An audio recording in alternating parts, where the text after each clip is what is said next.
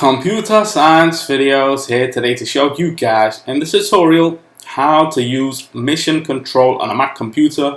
Without further ado, let us start the video. So in this tutorial, you need to have access to a Mac computer, so we're going to turn the attention to the Mac itself to now use mission control. Before we do that, let's just open up a couple of applications, go all the way down to the dock, go to Safari, let's open up Finder, let's also open up another application. If we go back to Launchpad, let's open up Mac Office, click on Microsoft Word, and now we have 3 applications on screen to now use mission control. We can either swipe 3 fingers up on a trackpad.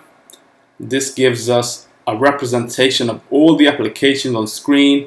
We can also take this one step further, go to the top where we have all the applications and desktops.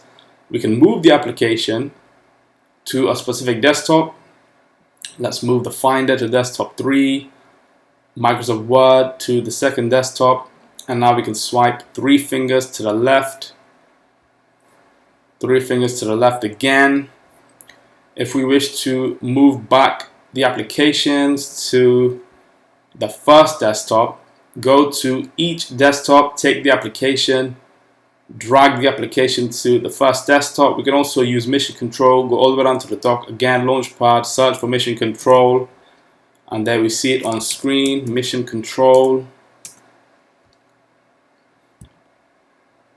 It's the same as 3 fingers swipe up, 3 fingers swipe down, up, down.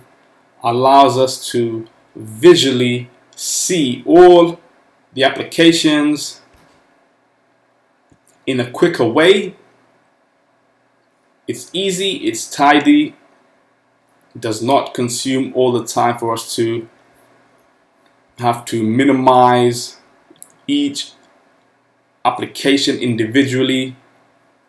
So we can quit all the applications that are open on screen.